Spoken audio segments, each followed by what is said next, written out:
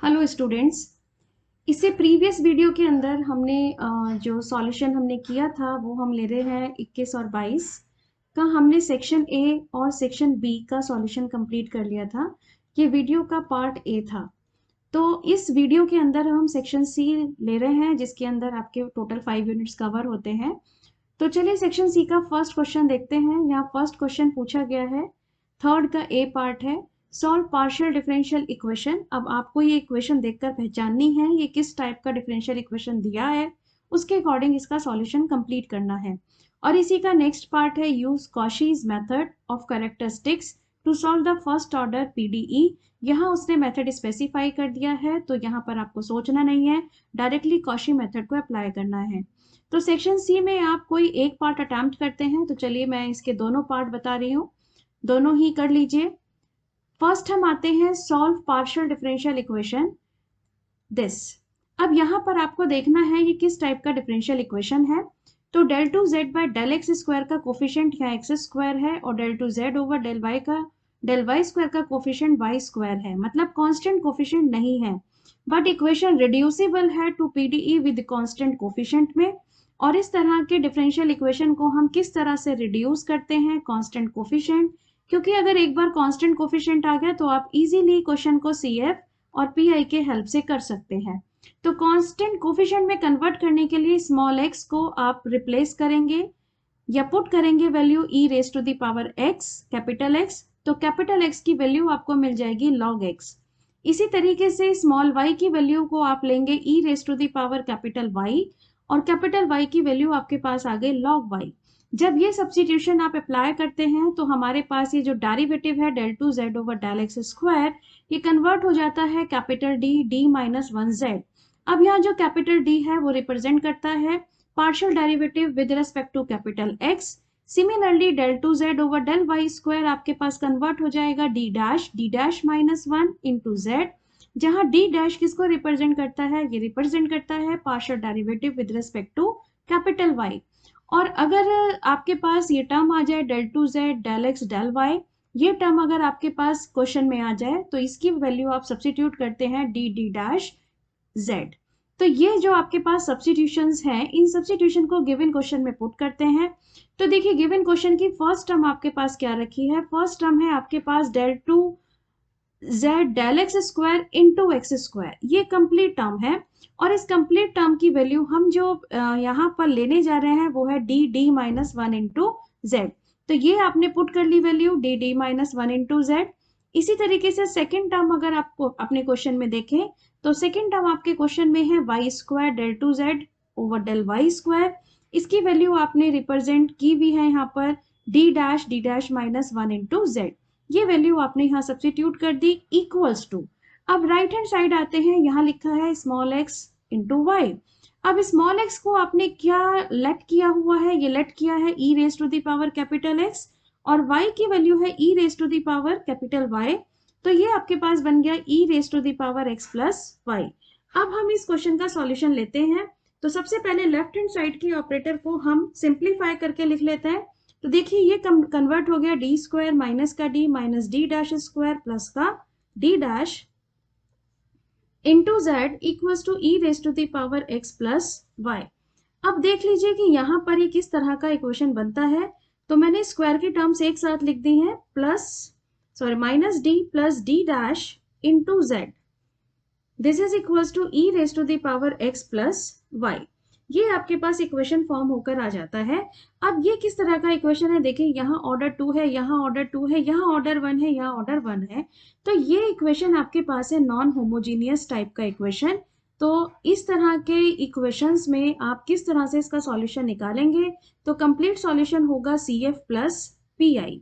अब C F plus P I निकालने के लिए सबसे पहले हमारा जो पार्ट होगा वो सी एफ के कॉरस्पॉन्डिंग होगा। तो सी एफ के कॉरस्पॉन्डिंग लेने के लिए आपके पास इक्वेशन बन गई D square minus D dash square plus D dash लिख लेती हूँ और माइनस का D into z, this is equals to right hand side आपने लिया 0, इसके फैक्टर कर लिए D minus D dash and D plus D dash, और ये आपके पास है प्लस का डी डैश माइनस का D of z equals to 0। तो देखिए यहाँ से एक फैक्टर कॉमन आ गया, आप यहाँ से फैक्टर कॉमन निकाल सकते हैं, d माइनस का d डैश, ये फैक्टर आपने कॉमन ले लिया, तो आपके पास बचेगा क्या, d प्लस d डैश। क्योंकि मैंने d माइनस d डैश का फैक्टर लिया है तो यहाँ से रिमेनिंग बचा माइनस का 1 इंटू z इक्वल्स टू 0। ये आपने इसके फैक्टराइज कर लिए। अब आप ईच एंड एवरी फैक्टर के कॉरस्पॉन्डिंग CF लिख सकते हैं। So CF corresponding to first factor, और फर्स्ट फैक्टर आपके पास है d माइनस का d डैश, ये एक तरीके का होमोजीनियस फैक्टर है। तो यहाँ पर इसके कॉरस्पॉन्डिंग बन जाता है फंक्शन, d के कॉरस्पॉन्डिंग आप ले रहे हैं y, माइनस का हो गया प्लस, d डैश के corresponding x।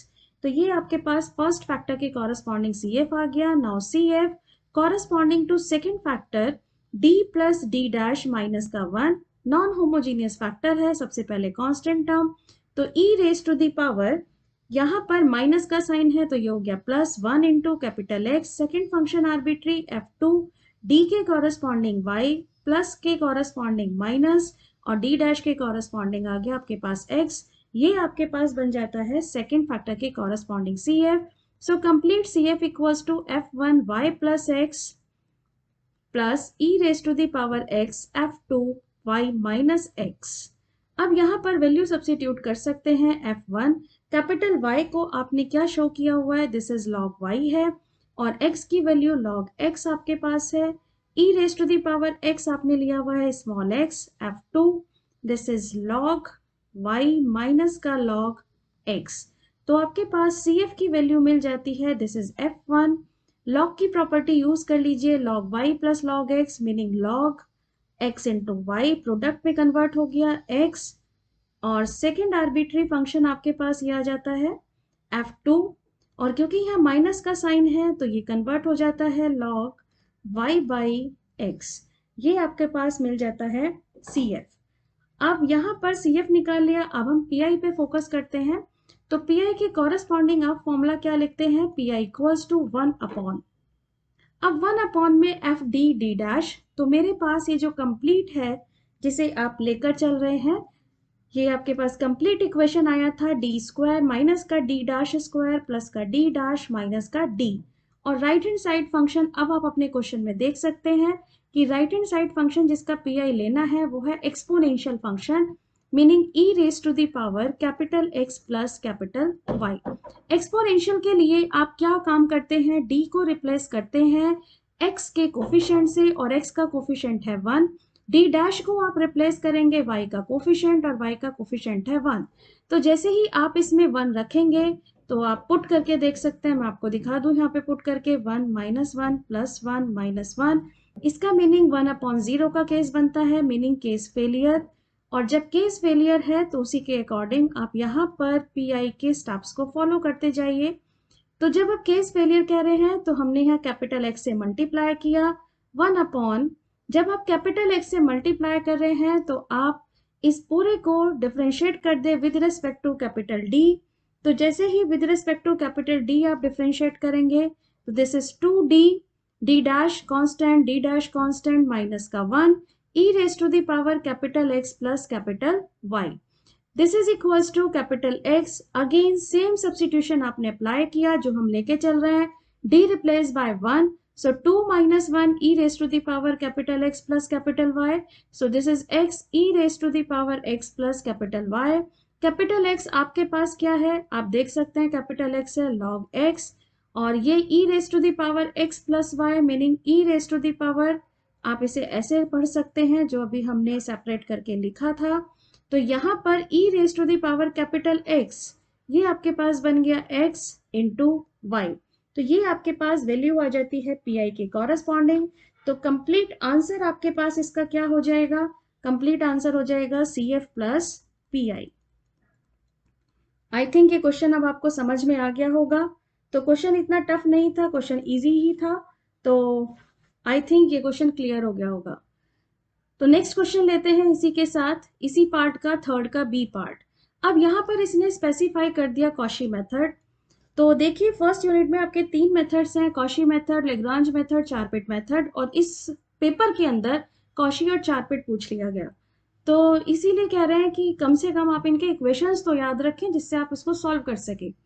Use Cauchy's method of characteristics to solve the first order PDE, और पीडीई दे दी गई है और एक कंडीशन दे दी गई है। तो सबसे पहले कॉशी मेथड्स के से पहले आपको इसकी इक्वेशन पता होनी चाहिए कि स्टैंडर्ड इक्वेशन क्या होती है, क्योंकि फर्स्ट ऑर्डर है तो स्टैंडर्ड इक्वेशन जो आप लर्न करते हैं वो पढ़ते हैं a del u by del x प्लस b del u over del y equals to f x y plus k u, जहाँ a b f ये डिपेंड्स करते हैं x y एंड u पर। अब आपके पास जो क्वेश्चन दिया गया है उस क्वेश्चन को मैंने लिख दिया कि ux plus u y equals to 1 plus cos y है। ux का कोफिशिएंट 1 है, मतलब स्मॉल a की वैल्यू 1 है, स्मॉल b की वैल्यू भी आपके पास 1 है और right hand side 1 plus cos y है। इसके कॉरेस्पॉन्डिंग हम यहाँ से कैरेक्टरिस्टिक इक्वेशन फॉर्म करते हैं। कैसे करते हैं? dx अपॉन ux का कोफिशिएंट 1, dy अपॉन uy का coefficient 1 and right hand side du upon 1 plus cos y, ये आपने फॉर्म कर लिया और इस रेशो पे नंबरिंग डाल लेते हैं फर्स्ट, सेकंड एंड थर्ड। अब आपको इनकी हेल्प से सॉल्यूशन फाइंड आउट करने हैं। तो हम अगर फर्स्ट और सेकंड को ले लें, एक सॉल्यूशन देखिए अब हमें यहाँ से मिल चुका है और ये सॉल्यूशन अब हमारे पास होगा, just 1 minute.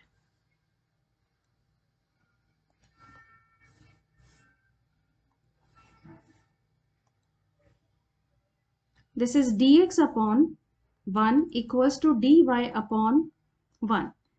So dx equals to dy, तो अगर आप इसे इंटीग्रेट कर लें, this is x minus y equals to c1। ये कांस्टेंट आपने फाइंड आउट कर लिया, एक सॉल्यूशन फाइंड आउट कर लिया, इसे कहते हैं इक्वेशन नंबर 1। तो जब आपके पास एक कांस्टेंट यहाँ पर आ गया तब आपको अभी एक दूसरा सॉल्यूशन और फाइंड आउट करते हैं। तो सेकेंड सॉल्यूशन फाइंड आउट करने के लिए अब थोड़ी एक चीज आपको ध्यान से देखनी है। आपके पास है first, second, third ratio. First second मैंने ऑलरेडी ऑप्ट कर लिया। अब दो ऑप्शन बचते हैं, फर्स्ट या थर्ड ले लें, सेकेंड या थर्ड ले लें। थर्ड को अगर आप ध्यान से देखें तो ये y का फंक्शन रखा है, और अगर ये y का फंक्शन रखा है तो इसका मतलब मुझे सेकेंड और थर्ड रेशो लेनी होगी। तो यहाँ से आपने सेकेंड और थर्ड रेशो कंसीडर करी, dy equals to du upon 1 plus cos y।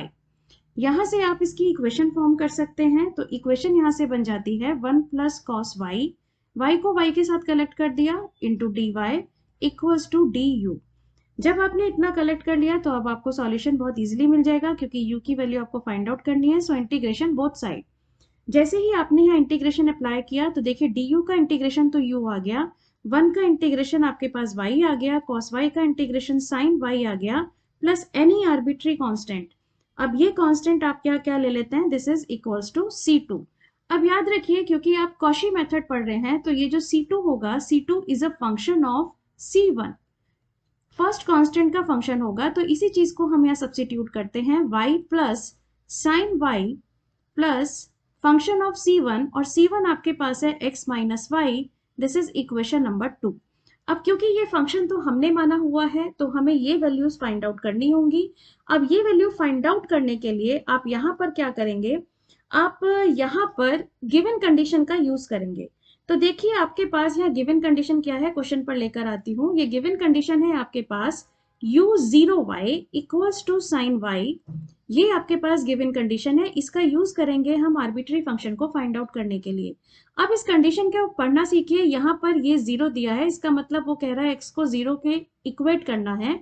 तो आपने यहाँ से u0y की कंडीशन अप्लाई करी, मतलब x के प्लेस पर आप 0 रख रहे हैं, तो आपके पास मिला y plus sine y. x के प्लेस पर आपने 0 पुट किया, फंक्शन ऑफ माइनस वाई, आपके पास ये रिजल्ट आ गया। अब according to question u0y is sine y, so put this value, this is equals to y plus sin y plus का f of minus y। देखिए sin y से sin y cancel out, so first result is function of minus y equals to minus y। अब इसके according आप इसको analyse करिए कि अगर फंक्शन के अंदर आपने आर्ग्यूमेंट -1 रखा है तो रिजल्ट भी -y ही मिल रहा है। तो आपके पास आर्बिट्री फंक्शन क्या है, फंक्शन है x माइनस वाई का। तो यहाँ आर्ग्यूमेंट x माइनस वाई है, तो इसकी वैल्यू भी आपके पास x माइनस वाई ही मिलेगी। ये वैल्यू आप अब इक्वेशन नंबर 2 में सब्स्टिट्यूट कर सकते हैं। तो इक्वेशन 2 जो आपने यहाँ सॉल्यूशन लिया है, देखिए ये आपने लिया हुआ है, इसको अगर आप अपडेट कर लें तो ये आपके पास बन जाता है u equals to y plus sine y plus function of x minus y is x minus y, y से y cancel out, so final answer आपको मिल गया u equals to x plus sine y। This is final answer of this question. तो I think ये problem आपको समझ आ गई होगी। तो ये इस तरह से क्वेश्चन नंबर 3 कंप्लीट होता है। इसके बाद हम लेते हैं क्वेश्चन नंबर 4। अब यहाँ जो क्वेश्चन नंबर 4 है, अब आप देखिए, ये 4th क्वेश्चन आपका सेकंड यूनिट पर बेस्ड है और सेकंड यूनिट आपके पास है सेपरेशन ऑफ वेरिएबल मेथड पर बेस्ड, जिसमें हीट वेव लैप्लास इक्वेशन ये सब आप पढ़ते हैं। तो फर्स्ट क्वेश्चन यहाँ देखते हैं किस पर बेस्ड है। फर्स्ट में उसने कहा, बिल्कुल क्लियरली मेंशन है, by method of separation of variable solve this differential equation and given condition is ux0 equals to this. तो यहाँ पर सेपरेशन ऑफ वेरिएबल की बात की गई, तो मैंने गिवन क्वेश्चन लिख दिया यहाँ पर। This is del u by del t minus del u by del x plus 2u equals to 0, where given condition is ux0. ux0 means y equals to 0 आप पुट करेंगे, equals to 10 e raised to the power minus x minus 6 e raised to the power minus 4x. This is equation number A. According to question, आपने identify किया u dependent variable based on x and t, meaning x and t independent variable है। तो हम solution क्या let कर लें, u equals to capital X capital T, where capital X is a function of small x, capital T is a function of small t। ये आपने solution let किया। According to question, first of all find out करिए partial derivative del u by del t। With respect to t कर रहे हैं x as a constant और capital T का derivative dt by dt, तो आपके पास ये बन गया x t डैश। नेक्स्ट आपको फाइंड आउट करना है क्वेश्चन के according del u by del x, meaning derivative with respect to x, meaning t as a constant. तो कैपिटल x को डिफरेंशिएट करेंगे स्मॉल x के रेस्पेक्ट में, so dx over d small x, तो आप इसे लिख सकते हैं tx डैश। अब ये जो आपने वैल्यूज फाइंड आउट कर ली, इनको आप अपने क्वेश्चन में पुट कर दीजिए, जो भी आपको क्वेश्चन दिया गया है। तो क्वेश्चन में है del u by del t और del u by del t की वैल्यू है xt डैश, ये हमने अपनी वैल्यू पुट कर ली xt डैश, माइनस क्वेश्चन की नेक्स्ट टर्म है del u by del x और इसकी वैल्यू हमारे पास है tx डैश, तो हमने पुट कर लिया tx डैश, प्लस 2u आपके पास है और u आपने लेट किया हुआ है xt, मीनिंग 2xt। अब कंप्लीट इक्वेशन को xt से डिवाइड कर दें, तो जैसे ही आप इसे डिवाइड करेंगे ये कन्वर्ट हो गया t dash over t minus x dash over x plus 2 equals to 0। क्योंकि सेपरेशन ऑफ वेरिएबल कह रहे हैं, वेरिएबल्स को सेपरेट कर लीजिए, एक साइड t एक साइड x, तो मैंने यहाँ पर सेपरेट कर दिया t dash over t equals to x dash over x minus 2 equals to arbitrary constant k। अब ये k लेना आपकी चॉइस है। यहाँ जैसे मैं तो सिंपल k से इस क्वेश्चन को कंप्लीट करूंगी, आप अपनी चॉइस के अकॉर्डिंग k रख सकते हैं। कुछ स्टूडेंट p के अकॉर्डिंग करेंगे, कुछ माइनस p स्क्वायर के अकॉर्डिंग करेंगे, कोई सिंपल k के अकॉर्डिंग भी कर सकते हैं। हर केस में आंसर लगभग सेम आएगा। तो चलिए, मैंने तो k के अकॉर्डिंग किया और मैं यहाँ से इसके दो इक्वेशन फॉर्म करती हूँ। तो फर्स्ट आपने ले लिया t dash over t equals to k, तो फर्स्ट इक्वेशन आपके पास फॉर्म हो गई t डैश माइनस का k t इक्वल्स टू 0। आप इसे लिख सकते हैं d माइनस का k of capital T equals to 0। तो इसका मीनिंग राइट हैंड साइड 0 है, सिर्फ आपके पास CF ही आना चाहिए। इसकी ऑक्सिलरी इक्वेशन अगर आप देखें तो m माइनस का k इक्वल्स टू 0, इसका मीनिंग m इक्वल्स टू आपके पास आ गया k। तो इसके कॉरस्पॉन्डिंग आपके पास जो सॉल्यूशन आ जाता है, फर्स्ट सॉल्यूशन आपको मिलता है t equals to c1 e raise to the power k small t। This is equation number 2। Next आप लेते हैं यहाँ पर x डैश ओवर x माइनस का 2 इक्वल्स टू k। यहां से आप अगर आप अपनी इक्वेशन फॉर्म कर लें, सो x डैश माइनस का 2x माइनस का kx equals to 0, d minus 2 minus k of capital X equals to 0, so m equals to k plus 2। अगर m equals to k plus 2 आ जाता है, तो यहाँ पर नेक्स्ट आपके पास सॉल्यूशन बन जाता है कैपिटल X का, this is c2 e raise to the power k plus 2 into small x। This is equation number 3। ये आपके पास नेक्स्ट सॉल्यूशन फॉर्म हो गया। अब यहाँ पर जो आप कंप्लीट सॉल्यूशन लिख रहे हैं वो होगा u equals to xt, meaning solution आपके पास आ गया x और t की दोनों की मल्टीप्लाई कर देते हैं, C1 C2 e raised to the power kt plus k plus 2 into x. This is equation number 4.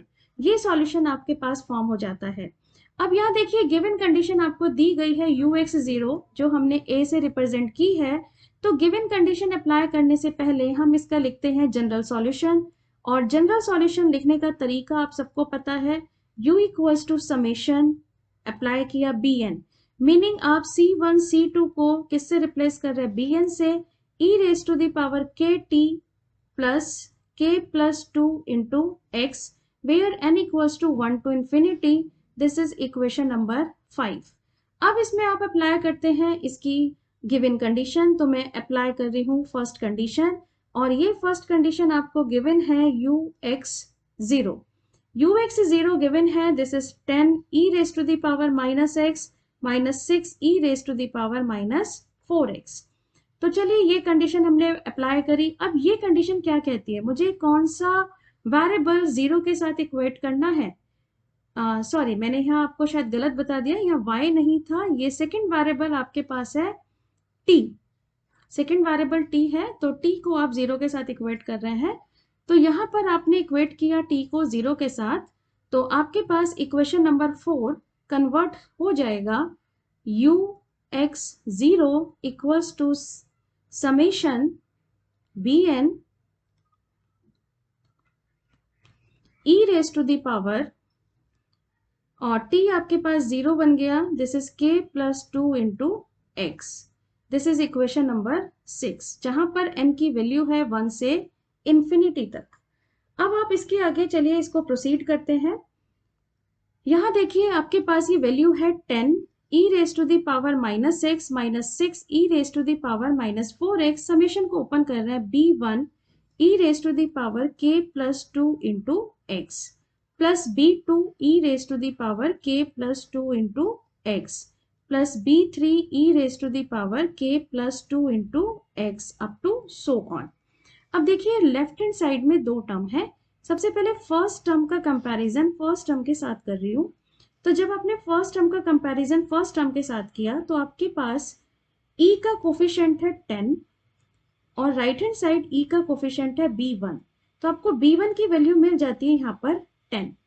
अब e raise to the power में देखिए x का कोफिशिएंट आपके पास है -1 लेफ्ट हैंड साइड और राइट हैंड साइड पर x का कोफिशिएंट है आपके पास k प्लस 2. यहां से k की वैल्यू आपके पास आ गई -3. तो इसका मीनिंग जहां पर आप b1 की वैल्यू 10 रखेंगे वहां k की वैल्यू -3 पुट करेंगे. अब मैं करने जा रही हूँ सेकेंड टर्म का कंपैरिजन. सेकेंड टर्म और यहां से सेकेंड टर्म अगर आप ले लें तो यहां से b2 आपको मिल जाता है. This is -6. Coefficient of x is -4 equals to coefficient of x is k plus 2 where k equals to -6. When b2 equals to -6, then k equals to -6. Left hand side और कोई टर्म नहीं है. So next b3, b4 up to bn all coefficient will be 0. Put this value in solution, meaning equation number 5 को update कर देते हैं. तो आपके पास जो इक्वेशन नंबर 5 है इसको अपडेट कर लें. इक्वेशन 5 को अपडेट किया. सो uxt इक्वल्स टू, अब देखिए सॉल्यूशन में मुझे सिर्फ दो ही टर्म लेनी है, बाकी b3 से bn तक सारा जीरो है. तो मैं समेशन की ओनली 2 टर्म्स ओपन करके लिख रही हूं. तो first term is b1 e raise to the power kt plus k plus 2 into x plus b2 e raise to the power kt plus k plus 2 into x. Other are 0. Now put value of b1. b1 is 10. E raised to the power, when b1 is 10 then k is -3. So e raised to the power -3 into t plus -3 plus 2 into x plus b2. b2 is -6. So -6 e raised to the power. When b2 is -6 then k is -6. So -6 into t plus -6 plus 2 into x. So final answer is 10 e raised to the power -3t minus x -6 e raised to the power -6t minus 4x.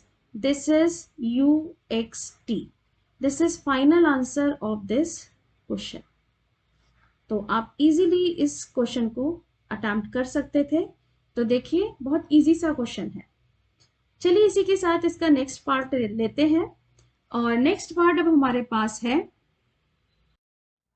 Next ये question है हमारे पास इस बार जो दिया गया है वो है लैपलेस इक्वेशन।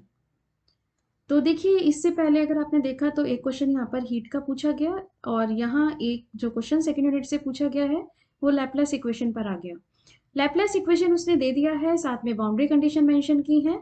तो बाउंड्री कंडीशन देखने के बाद लैपलेस में अगर आप लोगों ने वीडियो बहुत ध्यान से देखा होगा जो हमने इससे पहले भी लिया, तो लैपलेस में दो तरह के सॉल्यूशन हैं। तो पहले मैं इस लैपलेस का सॉल्यूशन देखते हैं। आप जो भी लैपलेस का सॉल्यूशन आप करेंगे सबसे पहले सेपरेशन ऑफ वेरिएबल से करेंगे। तो मैंने यहाँ पर सिर्फ एक मेथड ले लिया सेपरेशन ऑफ वेरिएबल का। अगर आपको सॉल्यूशन याद है तो आप डायरेक्टली भी दे सकते हैं अगर आपके पास टाइम की शॉर्टेज है। वैसे ही आप एग्जाम में ये करके दिखाएं लैपलेस में। तो यहाँ पर सेपरेशन ऑफ वेरिएबल से आप इसका सॉल्यूशन जो लेट करेंगे वो इक्वेशन नंबर 1 है, कैपिटल एक्स कैपिटल वाई। और यहाँ से सेपरेशन अगर आप वेरिएबल्स का कर लें तो आर्बिट्री कांस्टेंट जो मैंने यहाँ सॉल्यूशन कंसीडर किया वो मैंने -p² के कॉरेस्पॉन्डिंग किया। तो -p² अगर आप लेकर चल रहे हैं तो यहाँ से x के कॉरेस्पॉन्डिंग जो फर्स्ट इक्वेशन फॉर्म होगा वो आपके पास होगा x double dash plus p²x equals to 0। तो इसके ऑक्सिलरी इक्वेशन के root plus minus p iota imaginary होंगे। तो आपके पास answer in terms of sine and cos होगा। तो कैपिटल x का answer in terms of sine and cos. इसी तरह से जब आप सेकेंड इक्वेशन y के कॉरेस्पॉन्डिंग लेकर चल रहे हैं तो यहाँ पर अगर आप ऑक्सिलरी इक्वेशन के रूट देखें तो ये आ जाएंगे प्लस माइनस p, और इसके कॉरेस्पॉन्डिंग आपके पास जो यहाँ पर पार्ट आ गया वो आ गया e raise to the power py और e raise to the power minus py में। तो आपके पास दो वेरिएबल थे, देखिए x और y। x का answer in terms of sine cos है और जो आपके पास y का है वो इन टर्म्स ऑफ एक्सपोनेंशियल है। जब आप यहाँ से लैपलेस का क्वेश्चन करेंगे तो एक चीज का ध्यान रखें, ये जो लास्ट कंडीशन का अगर यहाँ टर्म का जो फंक्शन है वो इन टर्म्स ऑफ x है तो इसका मतलब जो आपके पास x में सॉल्यूशन है वो इन terms of sine and cos होना चाहिए। और अगर यहाँ पर ये लास्ट वाली condition in terms of y है तो इसका मतलब ये जो y वेरिएबल का सॉल्यूशन आपने निकाला है जो हमने यहाँ एक्सपोनेंशियल में लिखा है वही सॉल्यूशन यहाँ पर इन terms of sine and cos होना चाहिए था। अगर ये fx की जगह fy दे देता तो इसका मतलब वहां सॉल्यूशन जो मैंने यहाँ -p² लेके चली हूँ वो आपका +p² पे इन बाउंड्री कंडीशन को सेटिस्फाई करेगा। तो यहाँ तो मेरा question in terms of x है, इसका मतलब मेरा जो x का सॉल्यूशन है वो इन terms of sine and cos होना चाहिए था। मतलब जो मेरा सॉल्यूशन है वो -p² पर सेटिस्फाई इजिली करेगा। तो देखिए यहाँ पर जो आपके पास सॉल्यूशन बन गया वो बन गया c1 cos px plus c2 sin px, c3 e raise to the power py plus c4 e raise to the power -py। अब क्वेश्चन के अकॉर्डिंग फर्स्ट बाउंड्री कंडीशन आपको दी गई है u0y इक्वल्स टू 0। फर्स्ट मैंने ये लिख दिया। सेकंड है uly equals to 0, second condition ये डाल दी। थर्ड कंडीशन है ux0 0 है, सी कंडीशन ये डाल दिया। और लास्ट वाली कंडीशन आपके पास है uxa इक्वल्स टू fx, ये है फोर्थ कंडीशन। तो चलिए फर्स्ट कंडीशन आप यहाँ पर अप्लाई करते हैं। तो हमने लिया अप्लाई कंडीशन ए। कंडीशन ये कहता है u0y इक्वल्स टू 0 है, मतलब x को क्या रिप्लेस करना है 0 से। तो आपके पास u0y 0 है, आपने ले लिया u0y equals to x is 0 तो cos 0 is 1, remaining is c1, sin 0 is 0 and second bracket as it is रह जाएगा c3 e raise to the power py, c4 e raise to the power -py। अब question के अकॉर्डिंग ये आपको 0 given है, so c1 c3 e raise to the power py plus c4 e raise to the power -py। एक conclusion आ गया कि देखिए c1 यहाँ से 0 होगा, ये एक आर्बिट्री कांस्टेंट आपने फाइंड आउट कर लिया। इसको आप अपने सॉल्यूशन में अपडेट कर रहे हैं तो इक्वेशन नंबर 2 को आपने अपडेट कर दिया और ये आपके पास सॉल्यूशन कन्वर्ट हो गया, c1 0 हो गया, रिमेनिंग बचा c2 sin px, c3 e raised to the power py plus c4 e raised to the power -py. This is updated solution equation number 3. अब इसमें सेकेंड बाउंड्री कंडीशन अप्लाई करते हैं और सेकेंड बाउंड्री कंडीशन कहती है uly 0 होना चाहिए। तो uly इक्वल्स टू 0, तो ये कहता है कि अब x को क्या रिप्लेस कर दें, l से। तो आपने अपने सॉल्यूशन में x के प्लेस पर l रिप्लेस किया, so C2 sin PL and next bracket as it is रह गया, क्योंकि इसमें तो y है, y में हमें कुछ रिप्लेस ही नहीं करना, और क्वेश्चन के अकॉर्डिंग ये 0 दिया है, तो C2 sin PL और ये ब्रैकेट एज इट इज आपके पास आ गया। तो क्या कंक्लूजन आपके पास निकला? देखिए, या तो आप C2 को 0 कहें या फिर sin PL को। C2 को आप 0 नहीं कह सकते क्योंकि पूरा सॉल्यूशन 0 हो जाएगा, तो एक कंक्लूजन आ गया sin PL इक्वल्स टू 0, और इसकी आपने जनरल वैल्यू रख ली n pi, so P equals to आपके पास निकल आया n पाई बाई L। ये वैल्यू आप अपने सॉल्यूशन में रिप्लेस कर दें। तो जो इक्वेशन नंबर 3 थी, इस इक्वेशन नंबर 3 को आपने अपडेट कर दिया। अब ये आपके पास सॉल्यूशन बन गया uxy equals to C2 sin P, P is n pi by L into x, C3 e raised to the power P meaning n pi by L into y plus C4 e raised to the power minus P meaning minus n pi by L into y। ये updated solution आ गया equation number 4। अब चलते हैं इसकी third condition C पर। अब third condition कहता है ux0 is 0, तो हमने अप्लाई करी इसकी कंडीशन C, और ये है ux0 इक्वल्स टू 0। अब उसने y को 0 कहा, मतलब आप अपने सॉल्यूशन में y को 0 से रिप्लेस कर दें, तो ux0 equals to, first term तो एज इट इज रहेगी इस बार क्योंकि ये इन टर्म्स ऑफ x है, लेकिन y 0 होते के साथ ही e raised to the power 0 is 1 plus C4 e raised to the power minus 0 is also 1। Question के according ux0 is 0, so C2 sin n pi x by L C3 plus C4। Now conclusion is again C2 not equal to 0, so conclusion is C3 plus C4 equals to 0, meaning C4 equals to minus C3। Relation को update करते हैं अपने solution में, और equation number 4 को आपने update कर लिया, सो सॉल्यूशन आपके पास अपडेट हो गया uxy, this is equals to C2 sin n pi x by L C3 e raised to the power n pi y by L and C4 is minus C3 e raised to the power minus n pi y by L। This is equation number 5। Now C3 as a common, so C2 C3 sin n pi x by L e raised to the power n pi y by L minus e raised to the power minus n pi y by L। This is uxy। तो अब 3 condition already apply कर चुके हैं। Now fourth condition is uxa, fourth is uxa meaning y replace by a। अब before fourth condition आप लिखेंगे इसका general solution, so general solution of this differential equation is uxy equals to C2 C3 bn sin n pi x by L e raised to the power n pi y by L minus e raised to the power minus n pi y by L and summation 1 to infinity। This is general solution equation number 6। Now apply last condition, and last condition is D condition uxa। uxa is fx is given meaning y replaced by a, so apply uxa, this is equals to summation bn sin n pi x by L।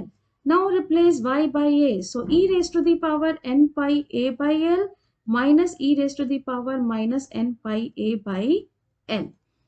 So this is equals to n equals to 1 to infinity, given that uxa is fx equals to summation bn sin n pi x by L e raised to the power n pi a by L minus e raised to the power minus n pi a by L, n equals to 1 to infinity।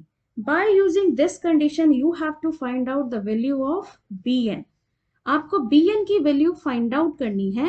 अब आप bn की value कैसे find out करें? तो याद करें, जब second unit आपको पढ़ाई गई थी, 2 ही चीजें बताई हैं, या तो डायरेक्ट कंपैरिजन से आंसर निकलेंगे या हाफ रेंज से निकलेंगे। अब यह डायरेक्ट कंपैरिजन तो पॉसिबल नहीं है, तो क्वेश्चन का आंसर किसकी हेल्प से दिया जाएगा? By using half range. Half range कौन सा? साइन यूज हो रहा है तो हाफ रेंज साइन सीरीज। तो हाफ रेंज साइन सीरीज पर आने से पहले जो आपके पास ये ब्रैकेट है इसके टर्म्स को मैं सब्स्टिट्यूट करती हूँ। ये एक फॉर्मूला बन रहा है sine n pi x by n, ये तो एज इट इज। अब देखिए एक फॉर्मूला आपको याद दिलाते हैं कि एक फॉर्मूला आपने पढ़ा है E raise to the power X minus E raise to the power minus X by 2, this is sine hyperbolic X. यही आपके पास बन रहा है, this is 2 sine hyperbolic X के प्लेस पर है N pi A by L. ये आपने वैल्यू यहाँ पर सब्स्टिट्यूट कर ली। अब आपको bn लिखना है, ये लेफ्ट हैंड साइड fx है, bn किसकी हेल्प से लिखेंगे? With the help of half range sine series. तो हाफ रेंज साइन सीरीज के अकॉर्डिंग यहाँ पर अब आप देखिए sine n pi x by l कैसे पढ़ते हैं half range sine series? fx equals to summation bn sine n pi x by L, ये हाफ रेंज साइन सीरीज है। तो देखो sine n pi x by L आपको यहाँ बिल्कुल क्लियरली नजर आ रहा है। तो आपके पास है bn 2 into sine hyperbolic n pi A by l, this is equals to bn की वैल्यू कैसे निकाल रहे हैं? This is 2 by l integration 0 to l f x sine n pi x by l into dx। Directly half range का मैंने formula लिखा है और कुछ नहीं किया है। 2 से 2 कैंसिल, आपको रिक्वायर्ड है bn, तो साइन हाइपरबोलिक को राइट हैंड साइड ट्रांसफर कर दो। तो ये आपके पास बन गया 1 upon l sine hyperbolic n pi A by l integration 0 to l f x sine n pi x by l dx, this is bn। तो bn की वैल्यू इस तरह से दी जाएगी। देखिए यहाँ को हमें fx तो दिया नहीं है कि हम इसको इंटीग्रेट करके निकाल सके, हमें तो एक जनरल फंक्शन दे दिया गया fx। तो अगर वो कोई वैल्यू दे देता है यहाँ पर जिससे कंपैरिजन पॉसिबल होता तो हम कंपैरिजन से निकालते, कोई फंक्शन देता है जिसका कंपैरिजन पॉसिबल ना हो तो हम हाफ रेंज इंटीग्रेट कर लेते, लेकिन उसने यहाँ सिंपल fx दिया है, मतलब इसके आगे तो इंटीग्रेशन पॉसिबल नहीं है। अब bn यहाँ तक लिखकर छोड़ेंगे। तो अब हाफ रेंज का ध्यान रखिएगा, ये जो bn है ये हाफ रेंज में निकालने का फॉर्मूला आपको एक बार फिर से याद दिला दो, 2 by l 0 to l f x sine n pi x by l dx, यही फॉर्मूला मैंने एज इट इज यहाँ यूज किया है। अब आप इसका फाइनल आंसर कैसे देंगे? फाइनल आंसर कौन सी इक्वेशन दे रही है? फाइनल आंसर दे रही है इक्वेशन नंबर 6। तो आप सिंपली लिखेंगे आंसर, इक्वेशन कौन सी है? 6, और इक्वेशन 6 आपके पास है ux(y) का फंक्शन जो एज इट इज है। तो आप इस इक्वेशन को तो एज इट इज लिख लीजिएगा, समेशन bn, बिल्कुल एज इट इज ही नोट कर रही हूँ, summation bn sine n pi x by l e raise to the power n pi y by l minus E raise to the power minus n pi y by l, where bn equals to, और यहां डाल देती हूं this is equation number 7, और यहां बस mention कर दें where bn is given by equation number 7, क्योंकि bn की वैल्यू निकालना आगे पॉसिबल नहीं है। तो इस तरह से आपको इस क्वेश्चन का आंसर करना है अगर आ जाता है एग्जाम में इस टाइप का क्वेश्चन तो। चलिए इसके बाद हम नेक्स्ट पार्ट लेते हैं। नेक्स्ट हम आते हैं क्वेश्चन नंबर 5 पर। अब ये जो क्वेश्चन नंबर 5 है यहां से स्टेट की यूनिट स्टार्ट होती है, स्टैटिस्टिकल टेक्निक। अब स्टैटिस्टिकल टेक्निक में हर स्टूडेंट को इंपॉर्टेंट बता रखा है कि जो पास भी होना चाहते हैं वो कर्व फिटिंग तो छोड़ के नहीं जाएंगे। और अगर आप यहाँ पर देख लें तो ये क्वेश्चन रखा 5th का बी पार्ट कर्व फिटिंग। अब सबसे पहले मैं 5th का ए पार्ट ले रही हूँ, 5th ए में पूछा गया स्क्यूनेस कुर्टोसिस, देखने में बहुत ईजी लगता है। Where first 4 moment of a frequency distribution about the value 4 of the variable are given by 1, 4, 10, 45। इसका मीनिंग उसने आपको मोमेंट्स दे दिए हैं और मोमेंट्स की हेल्प से आपको स्क्यूनेस एंड कुर्टोसिस फाइंड आउट करना है। ये अपने आप में एक बहुत लेंदी और बहुत अच्छा क्वेश्चन है 5th का ए पार्ट। तो देखिए क्वेश्चन के अंदर आपको गिवन क्या है, उसने कहा अबाउट द वैल्यू 4, इसको हाईलाइट कर रही हूँ, इसका मतलब a equals to 4, about the value 4 moments are given and moments are 1, 4, 10, 45, meaning arbitrary moments are given, meaning mu1 dash is 1 जो given है, mu2 dash is 4, mu 3 dash is 10 and mu 4 dash is 45। ये data given है, इसकी help से skewness कुर्टोसिस निकालना है। तो सबसे पहले कुछ रिवीजन के लिए मैंने यहाँ फॉर्मूले लिख दिए हैं कि आपको एटलीस्ट स्क्यूनेस कुर्टोसिस के रिवीजन के एटलीस्ट फॉर्मूले तो पता होने चाहिए। तो स्क्यूनेस कुर्टोसिस निकालने के लिए हम कार्ल पियर्सन कोफिशिएंट्स यूज करते हैं। टोटल 4 कोफिशिएंट्स हम यहाँ लेते हैं। वो कोफिशिएंट्स है beta 1, beta 2, gamma 1, gamma 2। Beta 1 की वैल्यू हमारी मोमेंट पर बेस होती है mu 3 square over mu 2 cube.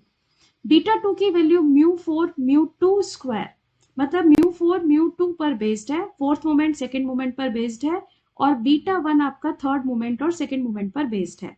इसका मतलब इस क्वेश्चन को करने के लिए मुझे जो मोमेंट्स रिक्वायर्ड हैं, इनकी हेल्प से मुझे रिक्वायर्ड होगा म्यू 2, म्यू 3, म्यू 4, और म्यू 1 तो ऑलरेडी 0 होता है, तो ये तो निकालने की जरूरत नहीं है। तो आप आर्बिट्री की हेल्प से moments about origin find out करेंगे। अब आपको यहाँ पर मोमेंट कोफिशिएंट ऑफ स्क्यूनेस जो हम रिप्रेजेंट करते हैं वो गामा 1 से करते हैं, और गामा 1 होता है plus minus under root of beta 1। तो बीटा 1 तो हमें यहाँ से मिल जाता है, इसका रूट ले लेते हैं। अब प्लस ले या माइनस ले वो हमारे म्यू 3 के साइन पर डिपेंड करता है कि म्यू 3 का हमारे पास आंसर क्या आ रहा है। प्लस आ रहा है तो प्लस ले लो, माइनस आ रहा है तो माइनस ले लो। अब इसके बाद कुर्टोसिस, कुर्टोसिस हमारा डिपेंड करता है बीटा 2 पर।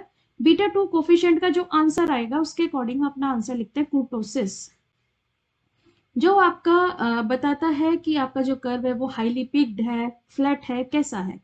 तो अगर बीटा 2 का आंसर आपका 3 आता है तो आपका आंसर आता है मीजोकोटिक, और अगर आपका बीटा 2 ग्रेटर देन 3 आ जाता है तो आप कहते हैं दिस इज लैप्टोकोटिक, ये हाईली पिक्ड होगा। और बीटा 2 लेस देन 3 आता है तो ये एक फ्लैट कर्व आ जाता है, दिस इज प्लैटिकोटिक। और अगर आप इसी का आंसर गामा 2 कोफिशिएंट से देना चाहते हैं तो गामा 2 की वैल्यू होती है बीटा 2 माइनस 3। अगर बीटा 2 3 आ रहा है तो 3 माइनस 3 0 हो गया, तो गामा 2 अगर 0 आ गया तो मीजोकोटिक। अगर बीटा 2 ग्रेटर देन 3 आ रहा है तो ग्रेटर देन 3 में से 3 माइनस करोगे तो पॉजिटिव ही मिलेगा। अगर गामा 2 पॉजिटिव है तो लैप्टोकोटिक, और गामा 2 लेस देन 0 है तो प्लैटिकोटिक।